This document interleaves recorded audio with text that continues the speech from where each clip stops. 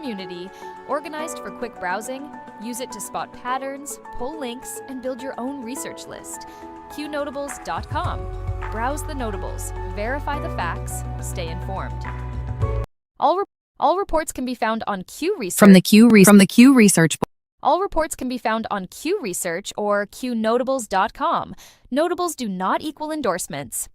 We are researchers who deal in open source information, reasoned argument, and dank memes. We do battle in the sphere of ideas and ideas only.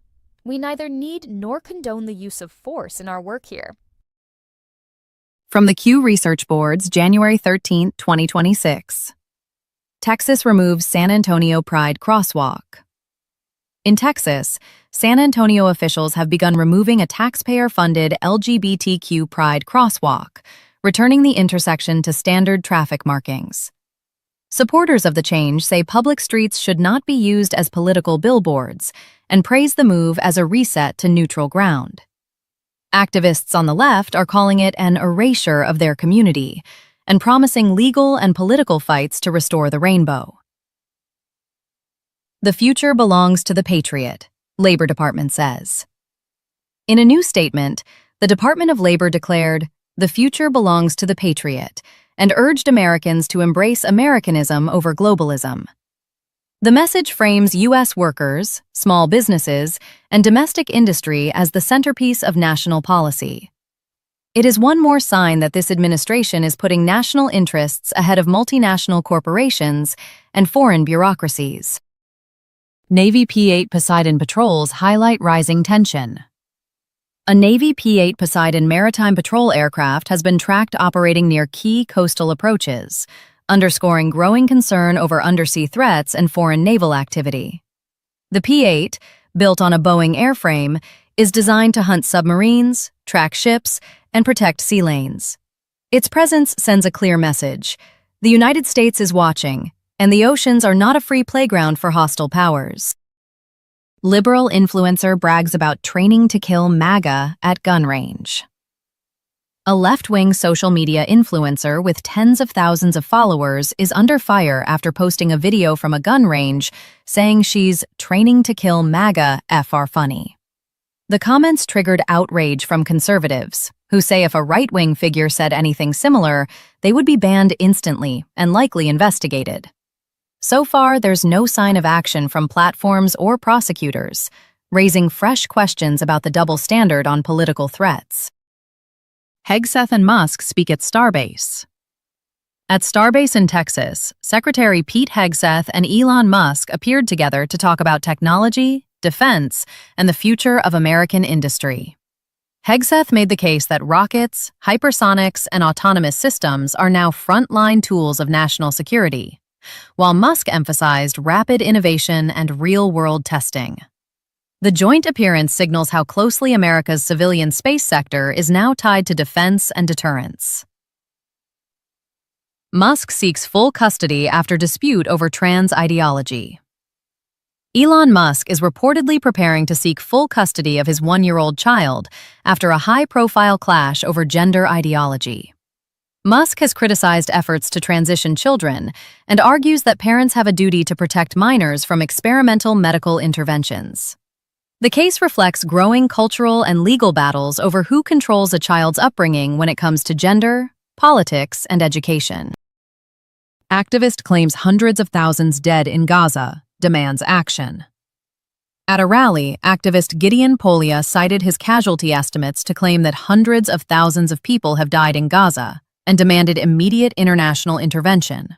His figures are controversial and heavily disputed, but his speech captures the anger among pro-Palestinian campaigners who say the world has allowed massive civilian suffering. Critics respond that casualty statistics are being weaponized for propaganda and rarely come with independent verification. DOJ fires top prosecutor who refused to charge Comey. The Justice Department has reportedly fired a top official in the U.S. Attorney's Office for the Eastern District of Virginia after he secretly met with judges and declined to prosecute former FBI Director James Comey. The dismissal follows growing criticism that senior officials protected their own while pursuing political enemies. This move suggests that at least some of those decisions are now under internal scrutiny. Georgia judge calls public filming harassment. In Franklin County, Georgia, Judge Cody Grizzle is drawing criticism after allegedly telling a citizen that recording in a public courthouse hallway amounts to harassment. Civil liberties advocates point out that citizens have a clear constitutional right to film public officials in public spaces. The incident has sparked calls for judicial accountability and better training on basic First Amendment law. We want Starship Academy, supporters tell Musk. Fans and educators are urging Elon Musk to create a Starship Academy, a hands-on training pipeline to teach young Americans rocketry, robotics, and advanced engineering. The idea is to connect the next generation directly with real projects at Starbase and beyond, rather than leaving STEM education to stale textbooks. If it happens, it could become a flagship example of private industry rebuilding skills that government schools have neglected. Arsenal of Freedom Tour rallies support at SpaceX facility. The nationwide Arsenal of Freedom Tour made a stop at SpaceX's facility in Brownsville, Texas, where Pete Hegseth addressed workers and supporters. He praised America's defense industrial workers and argued that welders, machinists, and engineers are just as critical as frontline troops. The tour is designed to reconnect the country with the factories and shipyards that actually build American strength. The truth about Stamford's Abolish ICE protest. In Stamford, Connecticut, a protest billed as a grassroots march to abolish ICE is facing scrutiny after video and local reports suggested it was orchestrated by national activist networks. Organizers insisted it was a spontaneous community event, but turnout, signage, and messaging all mirrored campaigns seen across the country. Residents are now asking who is really behind these demonstrations and whose interests they serve. Trump backs Roger Marshall's Credit Card Competition Act. President Trump is urging Americans to support Senator Roger Marshall's Credit Card Competition Act, which targets what he calls the swipe fee ripoff. The bill would force more competition in the payment networks behind credit and debit cards, potentially cutting costs for small businesses and consumers. Big banks and card giants hate it, which to many is a sign it's headed in the right direction. At shop.isitwaya.com, everything you buy supports acun.top, the place where people talk freely no matter what. Check out our Acun Honey Pot, a jar of yummy honey that's as strong as your voice. Put it on toaster and tea. It's not just honey, it's freedom in every bite. Then there's Acun Butter, a smooth handmade skin cream that makes you feel good while you fight for what's right. Awesome wood and pieces for display only. Hang them up or set them out. They're for showing off Acun's tough spirit. Want to help even more? Get a proto membership. So go to shop.isitwaya.com now and grab some goodies. Help acun.top keep free speech alive, and let's keep the ideas flowing loud and free. All reports can be found on Q Research or Qnotables.com. Notables do not equal endorsements. We are researchers who deal in open source information, reasoned argument, and dank memes. We do battle in the sphere of ideas and ideas only. We neither need nor condone the use of force in our work here. From the Q Research Board's January 13, 2026. Michigan clerk finds 239 non-citizens in jury pool. A county clerk in Michigan has identified 239 non-citizens who ended up in the jury pool over just 4 months, after data was cross-checked against immigration records. While the non-citizens did not serve on juries, the discovery shows how easily ineligible individuals can slip into critical civic processes. It also raises questions about how many similar errors exist in voter rolls and other systems. DOT strips California of $160 million over foreign truckers. The U.S. Department of Transportation has stripped California of $160 million in funding, citing the state's use of foreign truckers in ways that clash with federal rules. Officials say California's policies undermine American drivers and violate grant conditions. Sacramento's political class calls it retaliation, but many truckers are cheering a rare instance of Washington backing them over the state bureaucracy. Trump chooses non-military path on Iran, for now. Despite fiery rhetoric and ongoing atrocities by the Iranian regime, President Trump appears to be taking the non-military option for now, leaning on tariffs, sanctions, and covert pressure instead of open strikes. The strategy is designed to squeeze Tehran's economy, limit its oil revenue, and support protesters without plunging the region into full-scale war. Whether that restraint holds will depend on what the mullahs do next. Minnesota law backs deadly force against weaponized vehicles. Commentators are pointing to Minnesota law section 609.066, signed in 2020, which allows officers to use deadly force when a driver accelerates toward them and creates immediate, life-threatening danger.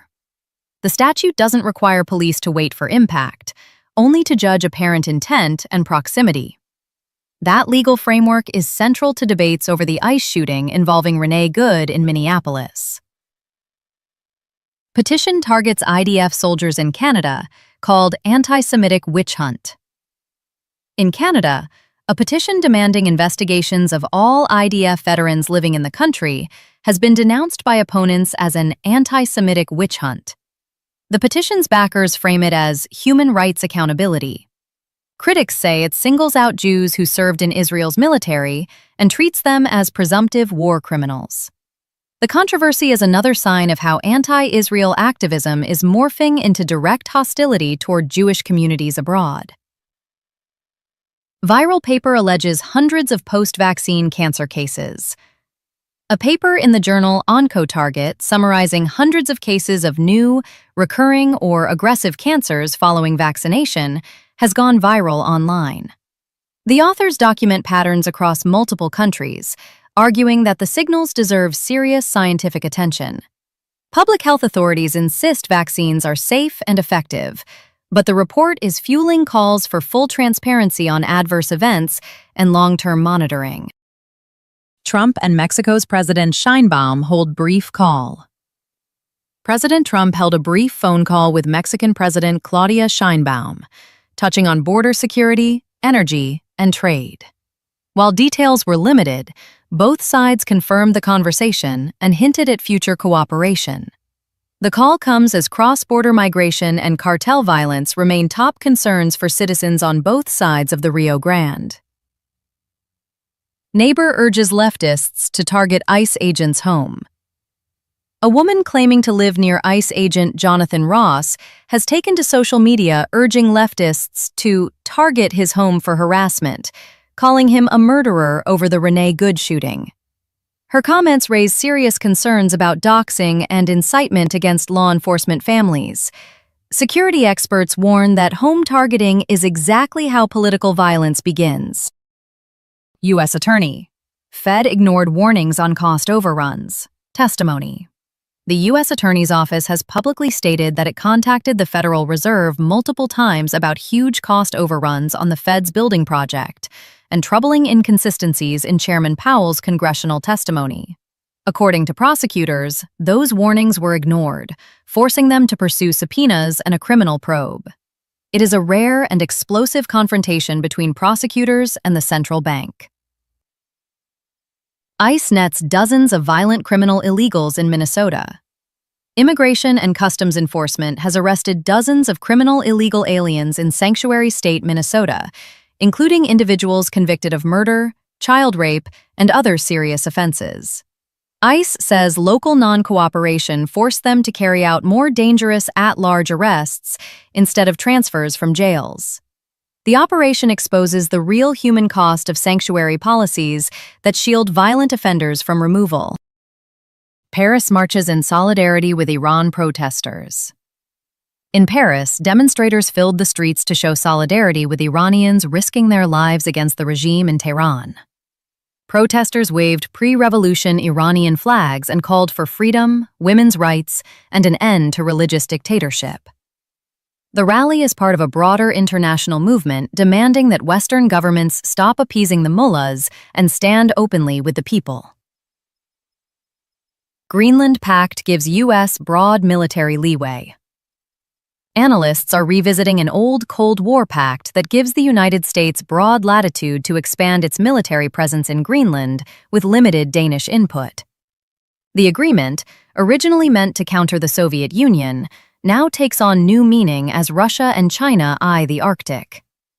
Trump's push on Greenland is not just rhetoric. There is real legal and strategic groundwork already in place. Former ambassador.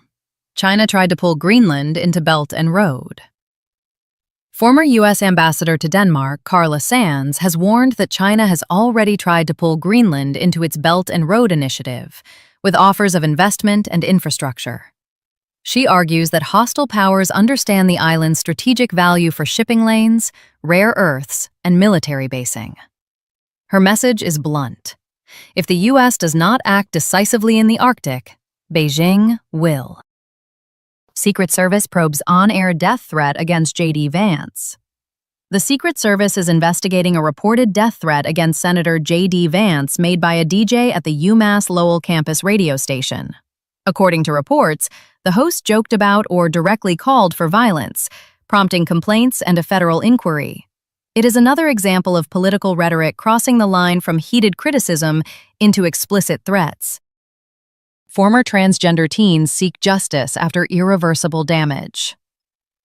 A growing number of young adults who transitioned as minors are now speaking out, saying their bodies were irreversibly damaged by puberty blockers, cross-sex hormones, and surgeries they were too young to understand. These detransitioners are filing lawsuits, testifying before legislatures, and demanding accountability from doctors, clinics, and activists who rushed them down a medical path instead of treating underlying issues. Their stories are forcing a hard re-examination of so-called gender-affirming care for children.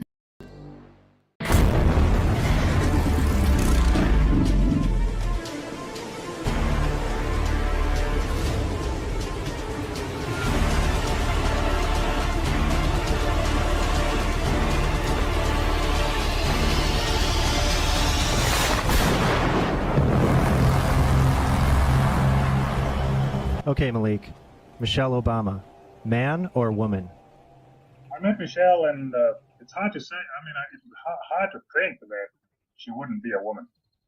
I don't find it that hard to believe. All reports can be found on Q Research or Qnotables.com. Notables do not equal endorsements. We are researchers who deal in open source information, reasoned argument, and dank memes. We do battle in the sphere of ideas and ideas only. We neither need nor condone the use of force in our work here. From the Q Research Board's January 13, 2026. Michigan clerk finds 239 non-citizens in jury pool. A county clerk in Michigan has identified 239 non-citizens who ended up in the jury pool over just 4 months, after data was cross-checked against immigration records. While the non-citizens did not serve on juries, the discovery shows how easily ineligible individuals can slip into critical civic processes. It also raises questions about how many similar errors exist in voter rolls and other systems. DOT strips California of $160 million over foreign truckers.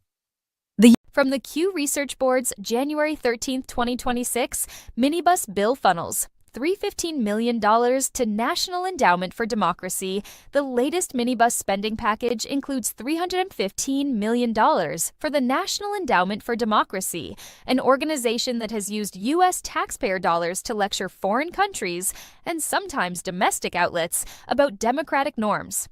Critics say NED routinely boosts globalist NGOs and attacks conservative media as threats to democracy. Supporters insist it promotes freedom abroad, but voters are starting to ask what exact return they get on this investment.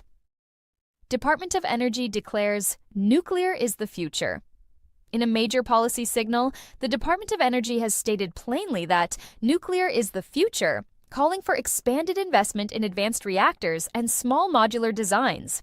Officials say reliable, carbon-free baseload power is impossible without nuclear in the mix. Environmental extremists oppose the shift, but working families facing high power bills may see nuclear as the only realistic path to affordable, stable energy. War Plan Red. Resurfaces in Strategic Debate. A historical document known as War Plan Red, once detailing U.S. contingency planning for conflict with the British Empire, is back in the public conversation.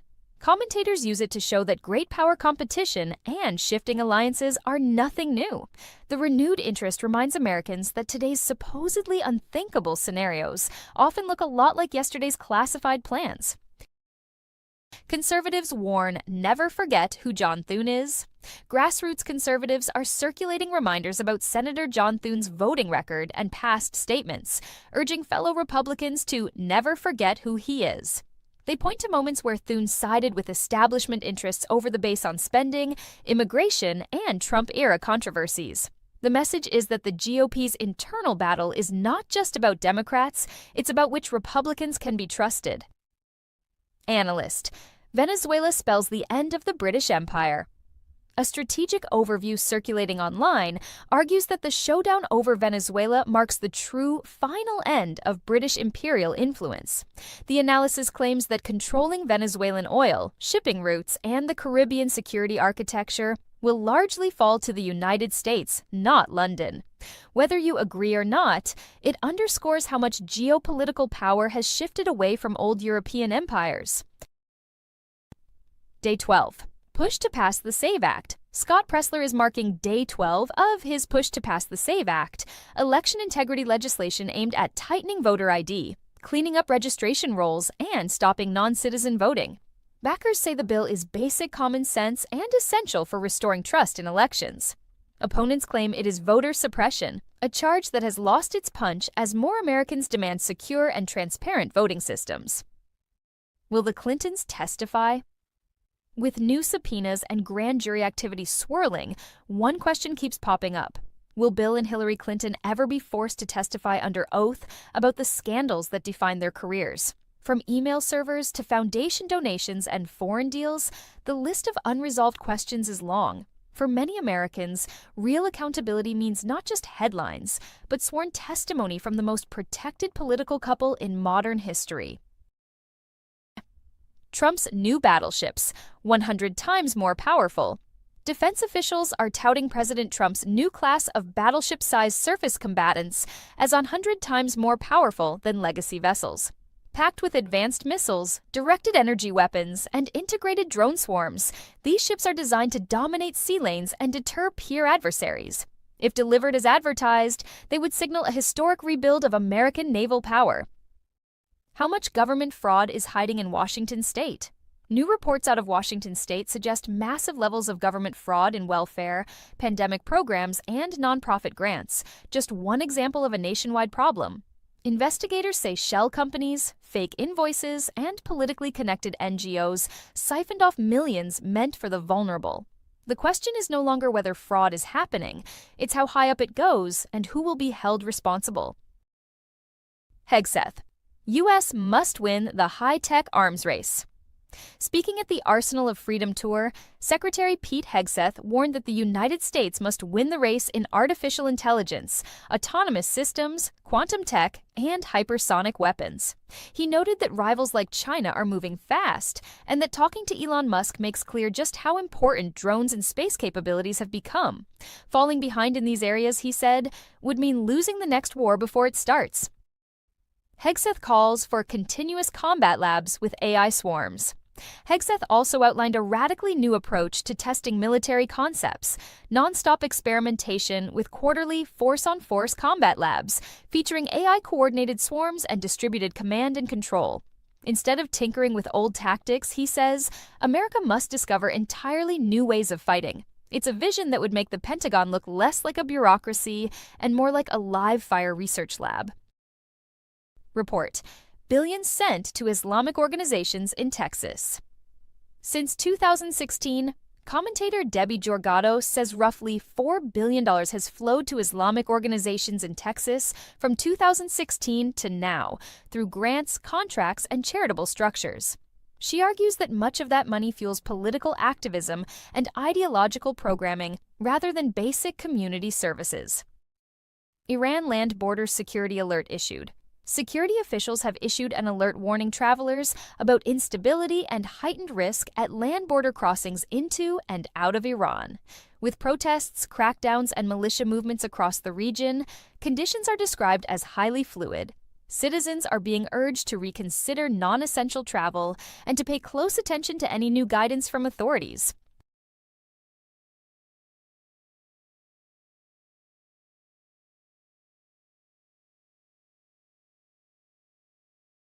At shop.isitwaya.com, everything you buy supports akun.top, the place where people talk freely no matter what. Check out our Akun Honey Pot, a jar of yummy honey that's as strong as your voice. Put it on toaster and tea. It's not just honey, it's freedom in every bite. Then there's Akun Butter, a smooth handmade skin cream that makes you feel good while you fight for what's right. Awesome wood and pieces for display only. Hang them up or set them out. They're for showing off Akun's tough spirit. Want to help even more? Get a proto membership. So go to shop.isitwaya.com now and grab some goodies. Help Akun.top keep free speech alive, and let's keep the ideas flowing loud and free.